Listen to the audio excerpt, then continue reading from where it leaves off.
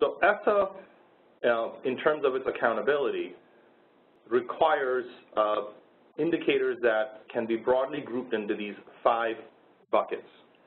The first one is academic achievement as determined by proficiency on the annual state summative assessments. Student growth, or another valid statewide indicator, academic indicator, that would be applicable for elementary and middle schools. It requires, the accountability system under ESSA requires the inclusion of graduation rate. It requires the 4-year adjusted cohort graduation rate and allows for the inclusion of an extended graduation rate. It requires a new indicator, again for Connecticut this is the new one, progress in achieving English language proficiency for English learners on the English language proficiency assessments. And I'll talk a little bit more about that in a subsequent slide. But that is a required indicator under ESSA. And the last one is indicators around school quality or student success. And the law refers to a variety of different topics, including student engagement, educator engagement, access to and completion of advanced coursework, post-secondary readiness, school climate and safety, and any other indicator that the state chooses. So these are the sort of 5 broad buckets under which ESSA offers requires its indicators, and the key point under ESSA is that substantial weight in this system has to be given to the first 4 indicators, i.e. achievement, growth, graduation, and progress toward English language proficiency for English learners.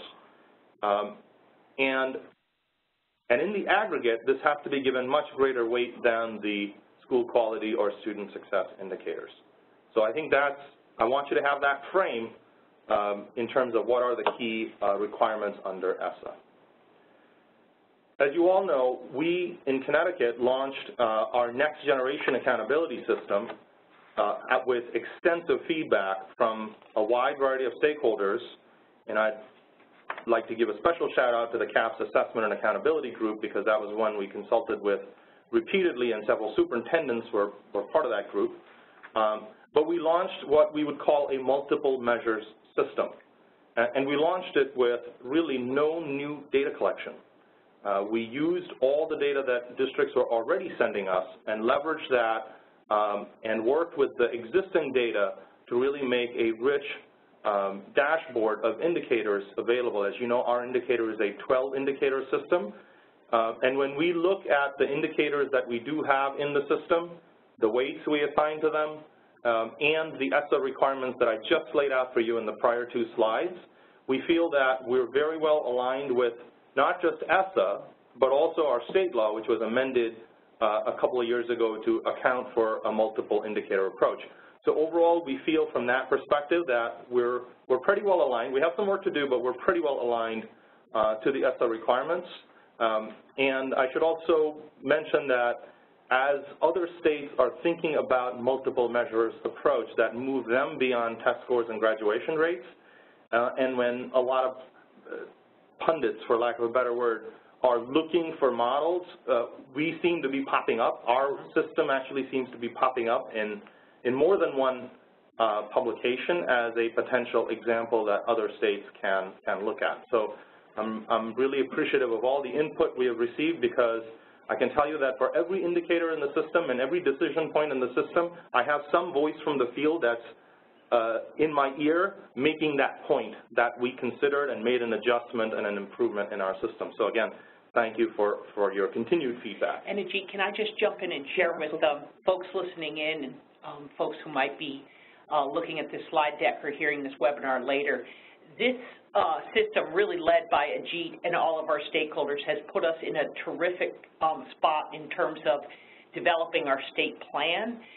Because so much pre-work was done, we do have changes, and we're still tweaks we have to do, and we continue to be open to feedback regarding improvements as we go along. But it really does allow us to spend time on the other parts and the other flexibilities of ESSA, whereas I was as recently as yesterday at a national conference where we heard repeatedly from states they're working on that large, huge lift accountability system. So we think we're in a very good position. I thank you for your leadership on that, Ajit. Thank you. Thank you. So how does the next generation accountability system work under ESSA? And again, I'm going to highlight a few pieces, not everything. But when it comes to indicator 1, which is our achievement indicator, we will be proposing to continue measuring proficiency through the subject-specific performance index approach. We've heard a lot from districts about how that approach, a more continuous approach that builds on the scale score, is a much better way of looking at overall performance than just the binary, are you proficient or are you not proficient, as was the case with NCLB.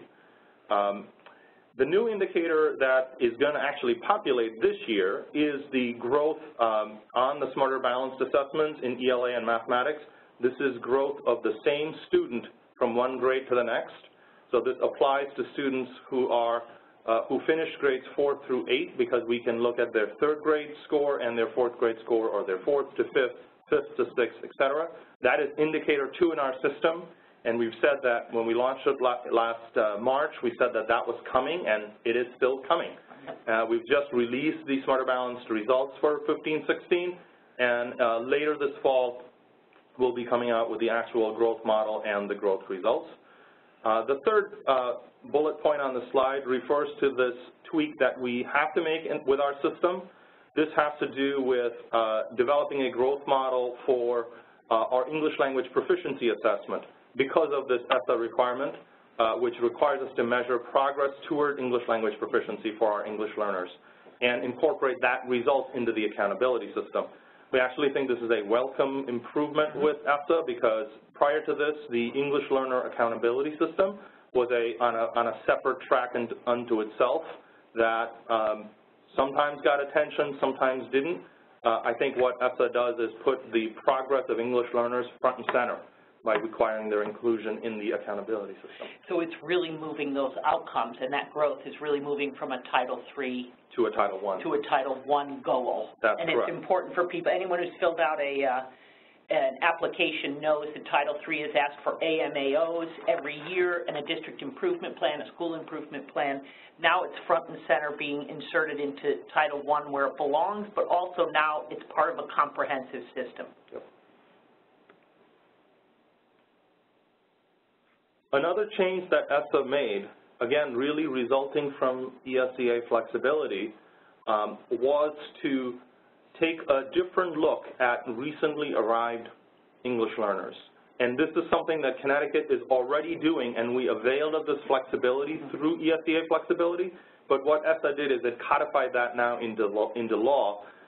For those of you that remember this from a year or two ago, this was the, quote, Florida exemption or flexibility that everybody wanted, and Connecticut received this flexibility, and now it's actually codified in ESSA as well. What it does is all English learners test in the first year. There's no exemption to the testing itself, but there is exemptions in terms of how you handle the test results. So you don't have to include those test results for recently arrived English learners for the achievement indicator for really 2 years. And it's only in the 3rd year where achievement, on this slide you'll see it's referred to as indicator 1, really comes into play. But in the 2nd year, we're able to look at growth from year 1 to year 2. So it really holds off inclusion of their scores toward the achievement indicator, which we think is a really good move overall. And for how long do English learners count into that performance index? Yeah, Deputy Commissioner is referring to another provision which has to do with once an English learner exits the English learner designation, they can be counted back into the English learner group for achievement indicator 1. We used to do it for 2 years. ESSA allows us to consider doing it for up to 4 years. For up to 4 years. So that's which makes a big difference, and I've certainly heard over the years of my career that people who work with English learners say, but when they finally get good, they're not in the subgroup anymore. That's right. That's right. We used to be able to count those exited English learners for 2 years. ESSA allows us to even go up to 4 years. So that's something we're considering and looking to include. The other section when it comes to accountability has to do with school identification and support. As you know, we already identified our schools in categories 4 and 5 and have already begun offering supports to those schools across the state. We won't be identifying new schools anytime soon. The plan, again, tentatively is around December of 2018. That is still a topic of conversation with the U.S. Department of Ed, but that's kind of what it's looking like. So we won't be doing any new identifications for state support in categories 4 and 5. We will be identifying schools into categories 1, 2, and 3 sometime in January of 2016 when we roll out the results from 15-16 school year for accountability. We will be finishing up the identification for 1, 2, and 3, something we put on a pause this past year because we had just implemented the new assessment, so the feds actually gave us the ability to pause school categorizations. So that pause allowed us to hold off identifying 1, 2, and 3 till January. So we're moving into another poll question here in which we're curious, what is your level of knowledge of Connecticut's next generation accountability system? As you can see here, we're just curious if you've never heard of it prior to this webinar, if you're just now starting to learn about it, whether you have a general understanding of the indicators in the system, or whether at this point you have a deep understanding of the indicators, their weights, and the overall system. And Jennifer, while folks are weighing in on their responses, I do just want to point out that initially we envisioned the people who would be most interested in this webinar series were superintendents, and we wanted to jump on early and start to share the education around what are the big changes under ESSA. But there was such a groundswell of interest, we didn't want people to think that anyone was excluded. And while this is called our Superintendents webinar series, that's our intended audience, we really do envision that anyone can have access to it. We also acquired a much larger platform. We were sort of hog-tied for a while, for lack of a better word, by a 25-person webinar platform, but we now have one that goes up to how high, Jen? 100. 100. So far we have not pushed the limits of that on any of our webinars. So for those of you that are here, we appreciate it. And the results just came in, and you'll see them on your screen. But, oh, actually, I have to hit publish the poll results. That might help for you.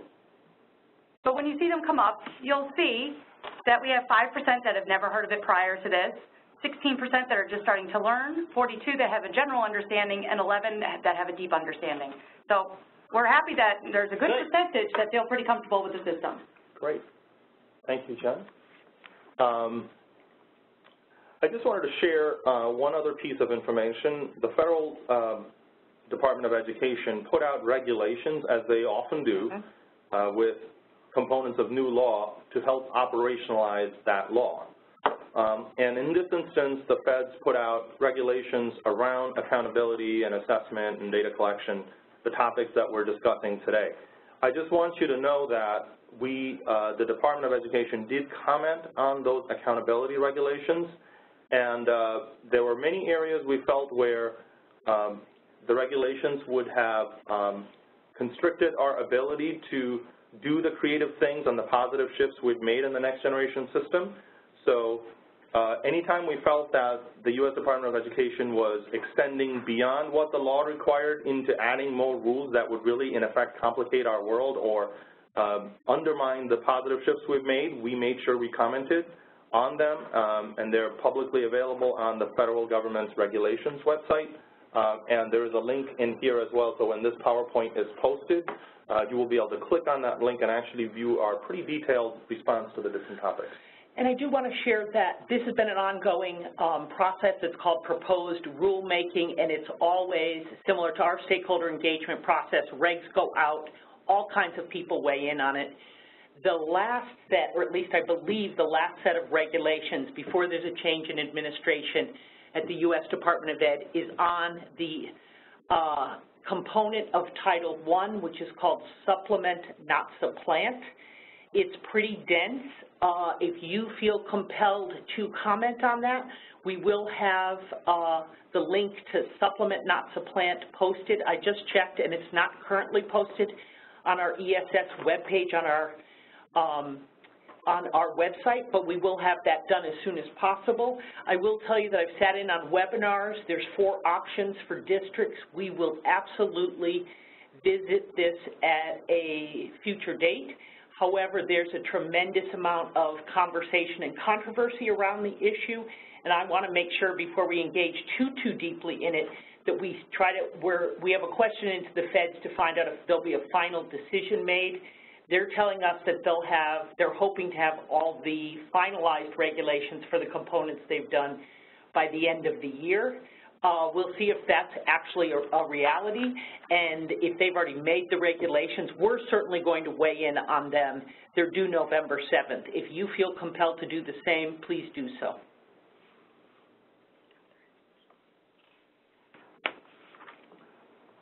There's a couple of questions that I'll try to get in here. The first question is the lost links growth based on the overall or subsection? We don't have a firm answer on that. That is exactly what we're in the midst of in terms of looking at the data. We're exploring really all options, including the overall and the different subdomains within the assessment. So we will be in touch with Capel around those topics.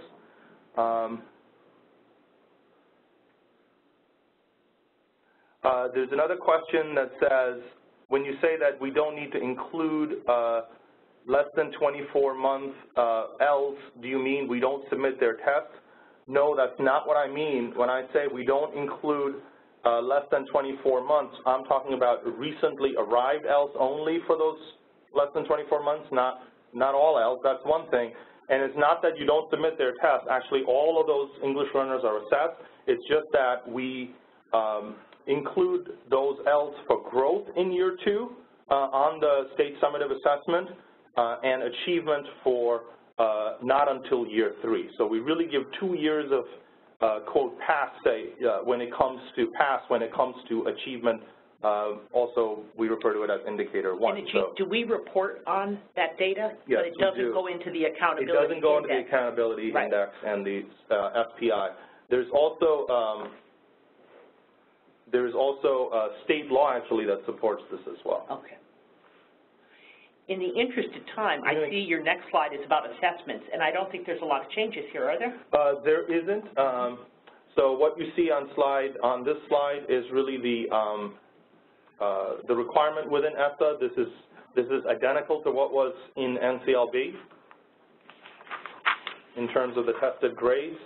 ESSA also preserves several NCLB provisions like alignment to standards, technical quality, individual student reports, et cetera, things that you're used to seeing. ESSA also preserves universal participation of all students and student groups in the assessment and inclusion of participation rate in the accountability system with the same NCLB standard of not less than 95%. That is also maintained in ESSA. And I want to sort of share a few flexibilities that we have already availed of in Connecticut through ESEA flexibility. Like I said, the ESSA didn't just drop from the sky, so these are some of the things that ESSA is now offering that we've actually already availed of. So let me share a few with you. One is the transition to a redesigned SAT as our high school assessment. As you know, we made that shift this past year to reduce testing time in grade 11, to use the state assessment for college admissions. We've also done an alignment study, and we know that a majority of the core standards have a strong or moderate match to this redesigned SAT. So that was an important shift for us as a state. And we saw good participation in our 11th grade exam. Yeah? Exactly. Good. Exactly. We were in the low 80s in Smarter Balance in 11th grade. We were over 94%.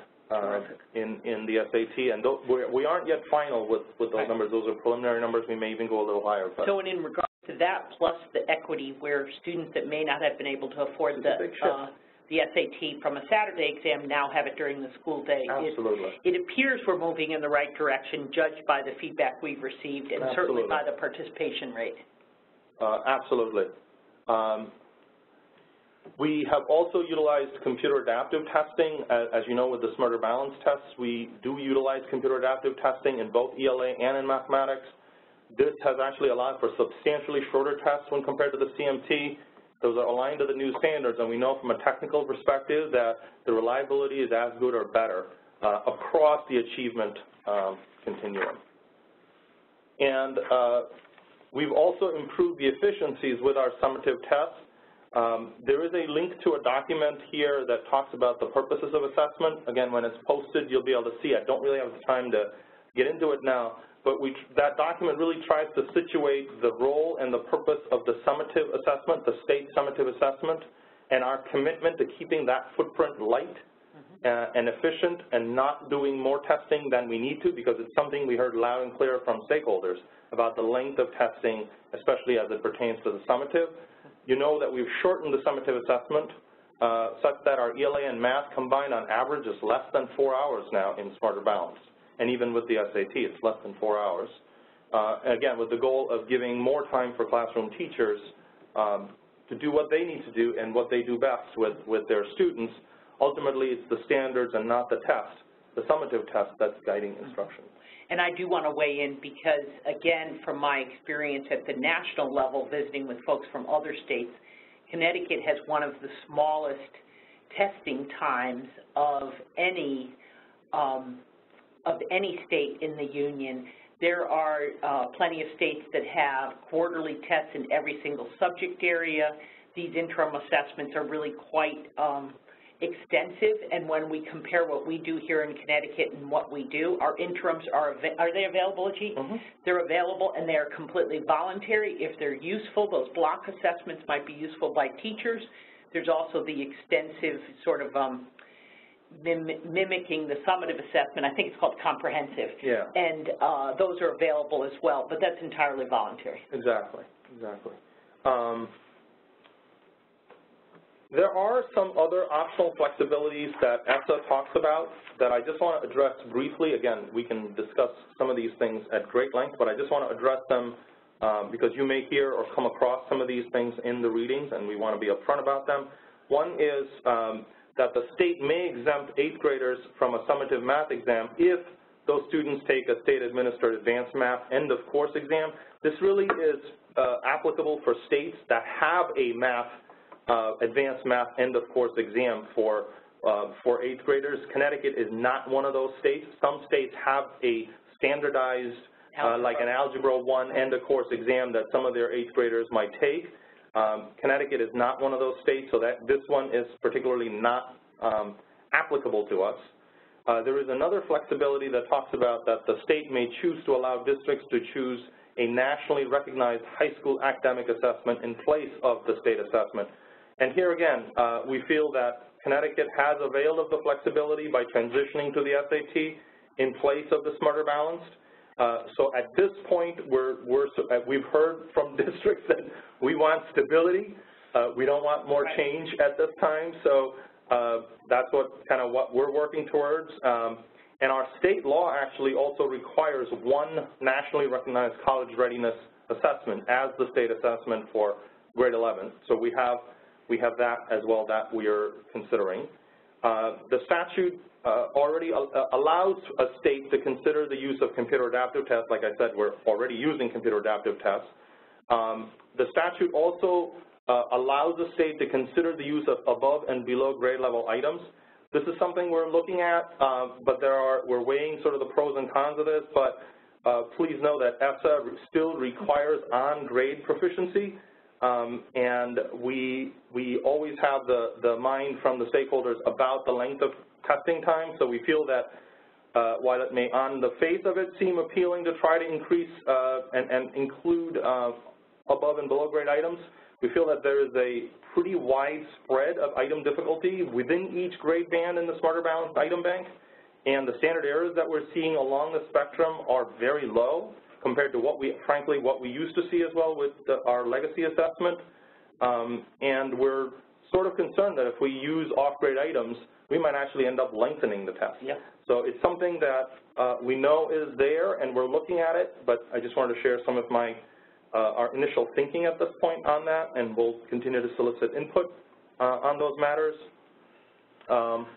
There's another provision that allows the state to either administer the state summative through a single assessment or through multiple interim assessments during the course of a year. Now here again, what we've heard from stakeholders about the length of testing time, and this is not a simple decision, a simple option. It requires a lot of thought. There's a lot of complexity when doing something like this. And like I said before, our goal is to try to keep the state assessment footprint small and efficient and leave the flexibility of the interims that Ellen referenced more to the local level so that you can actually use them as best you need them to inform teaching and learning, more than the state trying to prescribe a particular time schedule for administration of some of this. In past efforts to try to do this, there's always the concern of this type of approach actually doing more to control local curriculum pacing than just an efficient summative. So this is something we're looking at, and we'd welcome your input, but just wanted to, again, share some of our thinking. And I think that was the overwhelming thing we heard in the first year, and actually during the field test and then the first year, is length of testing. Length of testing, it's impacting our instruction, and so we've used that as a North Star in terms of trying to keep the testing time down. But again, if there's a way or reason that statewide interim assessments would be useful, I think we've had a lot of change in the last 5 years, and I don't know many people would want to switch statewide to an interim assessment system. It would mean retraining. It would mean a tremendous amount of change. But as public servants, we're here to serve superintendents, ultimately students, and everyone in between. And if that's an overwhelming feeling, then we respond to that. But at this point, we think we have our finger on the pulse. And so we're moving, we're not moving. We're thinking the single summative assessment is the best approach at this time. Exactly. There are a couple of questions. There's one about why not consider new, innovative, and more appropriate indicators now possible under ESSA, and any new measures could replace unneeded data points that are currently collected. We feel like we've put the best foot forward with our multiple measures assessment given the available data. We are by no means close to considering other alternatives or other better indicators that might get more to the heart of what it is that we want to get at, as long as it doesn't involve super new collections, unless we can eliminate some older collections that are not worthwhile. So it's balance. I mean, we're really trying to balance. We're trying to utilize every bit of data we collect, often by regulation or by state law. We're collecting a tremendous amount of data. How can we purpose that?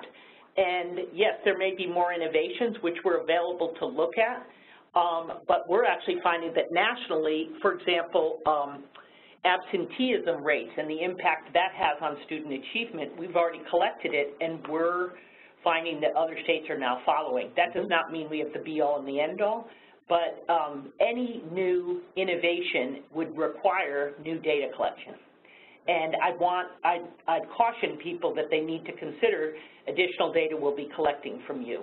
So we're not closed to that possibility, and this is a two-way process in terms of stakeholder engagement. So if you have an extensive idea or a lead in terms of this, we're available to look at it, and you can feel free to email either Ajit or myself. Jen, are our emails at the end? They are. Yeah, so feel free to email us with your ideas. Absolutely, absolutely. Please don't hesitate to reach out to us. I think when we launched the next generation system, we were absolutely clear that there were other indicators that we wanted to pursue that we had to let go, and one of them has to do with civic engagement. That's something we definitely wanted to pursue, and another one was school climate that we wanted to pursue, but we didn't have the appropriate set without really increasing burden at this time. And I do just want to point out that the last bullet on this slide about states may apply to participate in an innovative assessment and accountability pilot, there's no additional funding connected to this, which would make it in our current economic climate a huge challenge to be able to be doing innovation and assessment and accountability, given that there is no funds. And it isn't at a district level, it's really innovative assessment and accountability at the state level. Is that accurate? Or is there pilots within the state? There are pilots, but again, this is one of those things that we're going to be watching, and we'll be learning from the states that are going to jump in and take on quite a big burden, I think, in terms of development. There's another question here about which Connecticut indicator aligns with indicator 5 from the federal perspective. There are actually multiple Connecticut indicators that could align with the federal expectation. There is the chronic absenteeism indicator for Connecticut, which is indicator 4. Our Connecticut's indicators 5 and 6 would align as well. Indicator 10 for Connecticut has to do with post-secondary entrance. That's something that could align as well. So there are many indicators within the Connecticut system that actually would align with the federal expectation. So that was the assessment portion of it. And last section is around data collection and reporting. Now, this is where the feds are requiring, as part of ESSA, new collections or new elements that these are not coming from the state. But I do want to point out, reflect some of the most vulnerable students in Connecticut and groups that we really want to start to pay attention to. And it doesn't look like it's too heavy a lift because the data is available, but we will now be reporting that according to these student groups. Yep, exactly. And as you'll notice here, homeless status is something you already tell us through PSIS, as you do for migrant status. The students in foster care, the conference that Ellen referred to, I was there as well, and in another session there were states talking about how they were going to get their districts to identify the students in foster care and report it to the state. In our case, we won't need to ask you to do that because we already have a partnership with the Department of Children and Families that tells us that information. So we will actually be using that information to disaggregate student achievement results and report that out to you and to the public. So that is a good thing. Right. And on a side note, there is some foster care, there's an amendment that includes some foster care guidelines and some changes under Title I. That plan needs to be submitted to the federal government by December 10th. We'll be floating out guidelines at or around, foster care guidelines at or around Halloween. And so the timeline is incredibly short, but for the sake of transparency, I want you to know that you should be expecting some foster care guidelines, particularly related to does the student stay in their original school or move to their new foster care location, how to handle transportation, what to find is in the best interest of the child. We're working closely with DCF on that. Thank you. The one new element, though, is bullet number 3, which is identification of a student with at least one parent in the armed forces. We have already communicated this to superintendents from a commissioner letter in June. It's been in our newsletter as well. Our plan is to start collecting this starting with the 17-18 school year.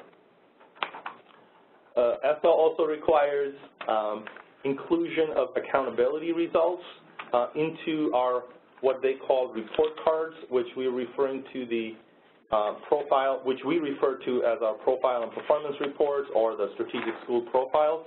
And hopefully by the end of today, the 14-15 profile and performance reports will be on EdSite with those new accountability results, which you already have from last March. So we've caught up to this change as well. ESSA also requires that at least 95% of students be included in achievement calculations. And again, I think with the shift to the SAT and the increased participation, this really won't be too much of an issue for us because we've already hit the participation rate threshold. And at this time, we're going to open it up to any more questions that you may have. I know we've been answering some as we've been going throughout. If I see any more that come up, I'll definitely share them with Ajit and Ellen. But we just want to share with you that our next webinar will be on Title I under ESSA, Improving the Academic Achievement of the Disadvantaged, and that's going to be held on Thursday, October 20th from 2 to 2:45. And then our fourth webinar will be on a Tuesday, November 15th, same time, 2 to 2:45. And on this one, we're going to be focusing on Titles 2 and 3, which is preparing, training, and recruiting high-quality teachers, principals, or other school leaders, as well as language instruction for our English learners and immigrant students. Do we have any questions yet? There was one other question that came about the SAT alignment that I referred to, and we will share a link to the alignment study that is available so that you can actually see the extent of alignment that is presented in that study. Where would you want to, will you send that to maybe attendees, or post that on the website? Yeah, it's already available on our website, so it's just a matter of where to go get it. Okay. So if you go to the Performance Office page, it's already up there. You can find it there. Okay. Yeah, but we'll share it. What's the next question? And we. Mm-hmm. Yeah, there's a question. What are the opportunities for Connecticut to incorporate performance assessment and multiple locally generated measures rather than high-stakes standardized tests? And again, I think we addressed this a little bit in the innovation in the slide around some of the optional flexibilities. I think that the expectation under ESSA still is that even if you do multiple interims, they have to add up to a summative score. Mm-hmm. So they have to be ultimately standardized in some way so that you can actually add them up. And so it is something that's available in the statute that at this point we feel will actually increase more testing time and make more of local assessments, turn them into high-stakes assessments instead of just leaving them as low-stakes assessments that help you. So help teachers with teaching and learning. So we appreciate the input and we will consider it. Let me see. Is it? There's another question that says, is it valid to count a student multiple times in subgroups? ESSA actually requires that, where it requires the use and continued reporting of each and every subgroup, as was the case under NCLB. We are hoping to, and I think I said this in the prior webinar, hoping to make a strong case for the use of our high needs supergroup that we instituted with this accountability system, because it counts a student once and it includes many, many more students, English learners and students with disabilities, into accountability calculations. When if we did them by each individual subgroup, we would actually be leaving them out because at an individual school or district level, there might not be enough kids in that subgroup. So that is still something that's being considered. We have time for one more. We're at time. Okay. Well, yeah, I think last one is, why is the lunch subgroup not being reported at the student level? This is a long-standing issue. This has to do with federal USDA regulations that we are required to implement. So the only ones who can see those data are technically those who are involved with the food service, not it's a matter of confidentiality. It is, and I'll just say one thing, that we are looking over the long term, so over maybe the next 2 years or 3 years, maybe a little sooner, but definitely over two years, to transition away from using meal eligibility forms. That's for a whole other day and a whole other discussion, but that's something that we're really trying to do. But we want to be really clear, that is a federal requirement, and for any time you can identify students, we take data privacy incredibly seriously, and I've certainly worked in districts where that was highly confidential information held by only a small number of people in a school district. I think we're totally out of time. Yes, we are. So at this time, we just want to thank everyone for participating in today's webinar. Thank you for sending in your questions and your comments. The recording of this webinar is going to be posted in the 2 locations that we note on your screen, which is the Superintendent's Digest and also on the CT Core Standards website. Remember, if you have any questions, please email either Ellen or Ajit, and we look forward to our next webinar that's held on Thursday, October 20th. Thanks, everyone. Thanks, everyone.